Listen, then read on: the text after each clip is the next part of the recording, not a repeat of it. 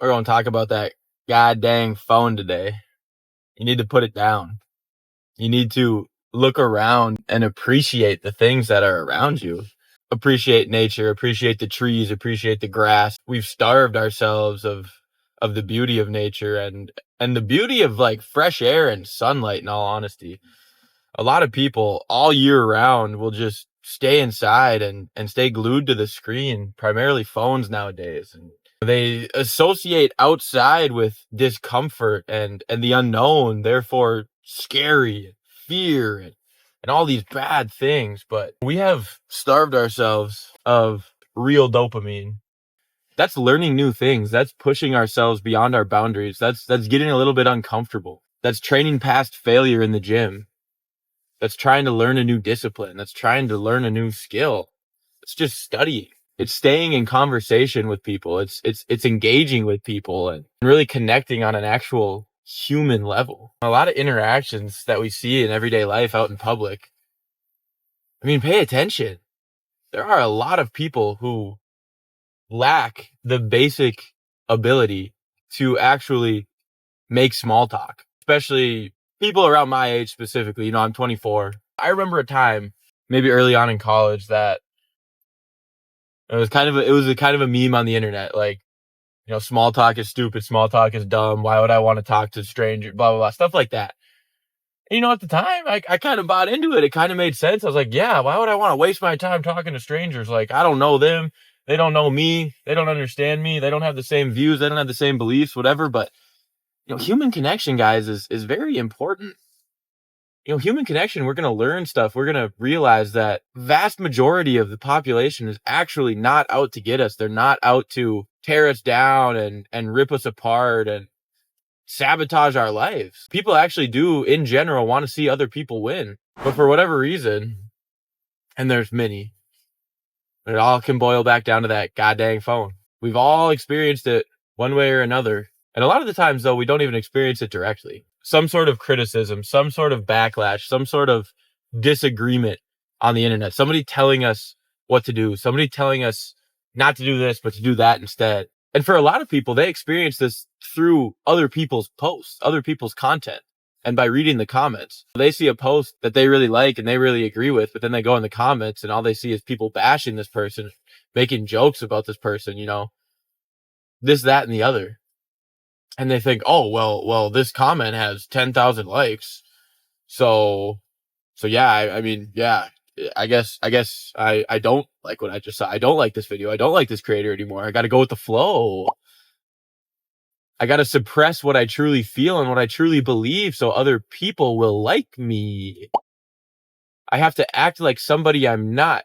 So therefore, I don't have to deal with the discomfort of explaining my own opinion. But you know what the beauty of this world is? You don't owe an explanation to anybody. Not a single person. So therefore, I find it very freeing to know that I can do whatever the hell I want. Within reason, obviously. I'm a God-fearing man, you know, but in regards to chasing after my goals and dreams, I can do whatever I want. I can be whatever I want to be. I can work as hard as I want. I can rest when I want to rest. Whatever anybody else has to say about the things I choose to do, it just doesn't matter. No, obviously there's people in my life who I do care about and I do want to listen. I do want their opinions. I do want their feedback. I have an absolutely amazing boss who I learn from every single day. My girlfriend is extremely supportive. I'm really busy right now. She is too, especially during the week. We don't get to see each other that often and it sucks, but you know, she's very supportive nonetheless. And I come home to supper being cooked or already done and it's wonderful. And a million other things in between that she does to make my life so much easier and so much less stressful. You know, I try and do the same exact thing for her whenever possible. You know, we're both just well aware that we're going through a season of our lives. I mean, we're both young. We're both 24, but we have big dreams. We have big goals. We have big aspirations for what we want our lives to look like, for the family we want to build, for the success we want to achieve, for the lives that we want to impact. I have absolutely no doubt. I have complete faith and confidence in us that, you know, we're going to do exactly that. I'm not oblivious to the amount of blessings that I have and the fact that I have it a lot better and a lot easier than a lot of people. That being said, though, I've been working my ass off. You know, I've been growing closer with God and with Jesus Christ. I really understand what truly matters in life and the blessings that sacrificing a period of life, a period of time can truly bring. Like I said, we have absolutely no doubt that the sacrifices we're making in this period of our life while we're still young, in all honesty, we still don't have all that much responsibility as far as like kids, things like that go. So we have a lot of time to work and grow and develop and set up a really, really good foundation. With the help of Jesus Christ, it's just become that much easier and that much smoother and much easier to navigate the difficulties of life.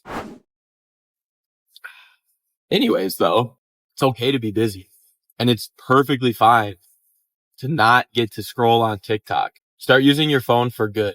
Start using your phone to be a producer. Start using your phone to make money. If you are a Christian, download a Bible study app. And, you don't have to cut things out completely cold turkey permanently.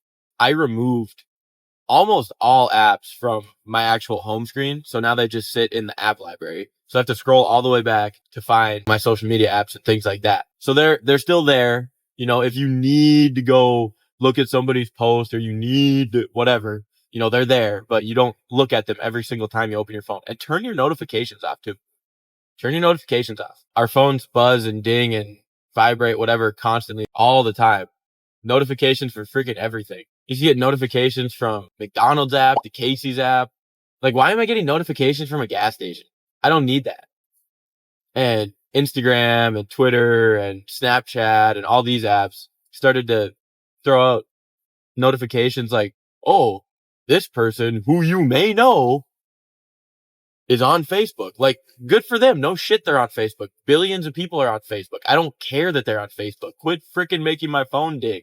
So turn those notifications off and realize how much less you're going to be turning to that phone, how much less you're going to have it in your hand. And through that, you're going to realize that there's all kinds of space and opportunity for you to do other better stuff with your free time.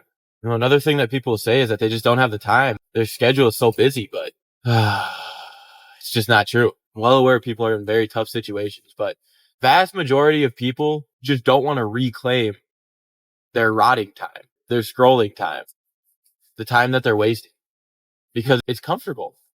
It's easy. It's so easy. No shit. Scrolling TikTok, laying on the couch, laying in bed, shoveling freaking chips into your mouth, chugging that sugary pop. Yeah, that's way easier. That's way more comfortable. That's way more rewarding in the moment than working extra, studying more, going to the gym for a second time today. Maybe in the morning you go and do cardio and you go back and hit your workout later in the day. If you have that time in the day where you're just not sure in general what to fill the rest of your day with yet, you haven't found those different hobbies that you want to focus on. You haven't found those different passions that are truly lighting your heart on fire from deep within. Yeah, go to the gym. Go twice. Go 3 times. Absolutely nothing wrong with getting 2 cardio sessions and an actual strength training workout in a day. And obviously too, listen to your body, make sure you're not overtraining. That's just objectively going to propel you, catapult you so much further in life in a positive direction. If you say, okay, well, I could either sit here and scroll on TikTok for 30 to 45 minutes, or I could get my butt up and go outside for a walk, or I can get my butt up and go to the gym. If 9 times out of 10, you make the choice to get up and just be active in general, it doesn't have to be anything crazy. 9 times out of 10, if you could do that, and then 1 time out of 10, sure, reward yourself, relax a little bit, make sure you're recovering, make sure you're not overtraining. Have a 30-minute TikTok session. Have a TV show that you watch. Watch 1 episode a day. We don't need to watch 12 episodes every single day though. If you do it once in a while, okay, it's fine. We do it too. But you don't need to do it every damn day. I don't know. I go back to this every single video, it seems like. Maybe I'm just a psycho. Maybe I'm crazy. I am a little bit, but fuck a steady path. Fuck steady growth.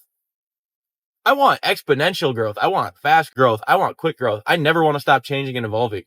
The fact of the matter is the second you stop and stagnate and get comfortable and there's no more room for growth, no more room for change, no more room for becoming a new person, becoming a better version of yourself, we plateau and we just stay where we're at. We get stuck. If we let all of that momentum die out, it's very hard to get started back up. And oftentimes, most people never do get started back up and they just kind of stick right where they stopped for the rest of their lives. And to me, that's the most devastating thing. That's a horrifying potential. Just end up staying the exact same or very, very similar for 20 plus years of life. I always want to be growing. I always want to be changing. I always want to be getting better. I always want to know how I could impact more people and how I can better serve the people around me. Everybody, family, friends, my girlfriend, and the people I serve at work, as well as my coworkers. I want to be able to serve them as best as possible. I want to reflect on them as positively as I possibly can in hopes of pulling the absolute best out of them, right? Everybody, every single person I interact with, I want to pull the best out of them. That requires a lot from me, and it requires a lot from you too if you want to live that way. But at the same time, as it does take a lot of energy, and it is a complete shift from how most of us have ever lived life. It is the most rewarding, it is the most fulfilling way to live life. To know that you were able to, in whatever way, however little or however big, positively impact somebody else's life, it makes you want to keep going and makes you want to keep improving and get better. A big part of it was putting down the damn phone. I would scroll like the best of them or the worst of them. Hours and hours and hours a day of TikTok, Instagram, Twitter, especially, with some sort of streaming service playing in the background, not even really paying attention, but just trying to stimulate all that fake dopamine as much as possible. And it can be a hard transition. It can be hard to clear that stuff out and get a reset, start from scratch and start reshaping the way you actually carry yourself and hold yourself and, the way you view the world. But it's worth it. It's so worthwhile. I challenge you to start cutting out your phone more and more, and screens in general, start cutting them out more and more, unless you're using them for positive, unless you're using them to produce or provide some sort of value to others. Really cut down on that time and try and reconnect with yourself, your inner self, reconnect with those that you hold near and dear to yourself. Go reconnect with nature. If it's warm where you're at, go take your freaking socks and shoes off and go walk around on the grass. Be in that moment. Feel the grass on your feet and really breathe that fresh air in deeply. Just be in that moment. Don't try and rush it. Don't set a timer on it. Let it happen. Be in it. Experience it. If you can start making that more of a habit, reconnecting with nature, reconnecting with those around you, cutting off that social media, cutting off the news a little bit more often, a little bit more frequently, you're going to start clearing out your headspace and you're going to start to feel a lot better. You're going to be able to reclaim a lot of that time that you never even realized you were wasting, and you're going to be able to use it for good. You're going to be able to use it for positive things. You're going to be able to start producing. You're going to be able to start understanding how you're able to provide value to other people. You're going to realize the things that you're really good at in life, the things that you're meant to do, the things that you're meant to pursue with your life, with your time here. Because we have very limited time here. 80, 90, probably less though for a lot of us, especially if we don't make some positive lifestyle changes. It's not a long time at all. So you really need to cherish it. Don't squander it. Take every opportunity you can to build towards what you want. It starts with small steps. Do you have 10 minutes today where you can say, hey, you know what? I'm done with the phone right now. I'm just going to close my eyes. I'm going to work on some breathing exercises. I'm going to really focus on trying to be in the present moment, not worrying about things I have going on later, things I have going on tomorrow, things I have going on next week, things I have going on months from now. In all honesty, things change so rapidly in life, especially in today's day and age. So it's really a big waste of time to fret about things that are not currently in your present moment, things that are supposed to happen down the line in the future. That time could come and things have changed completely, and you were worrying about whatever. You were worrying about some interview, you were worrying about some meeting with a client or your boss. The day comes and it just, for whatever reason, it ends up not happening, whether things were already resolved or, it just got rescheduled, whatever. And then you were worried for what? You know what I mean? And if that thing does end up happening, why spend your time worrying? You should spend your time preparing. Spend your time preparing, making yourself as ready as you could possibly be to face whatever situation you're dreading, you're worried about right now. It's a choice. I urge you to make that choice. Thanks for checking this one out, guys. Truly appreciate it. We'll see you in the next one. Peace out.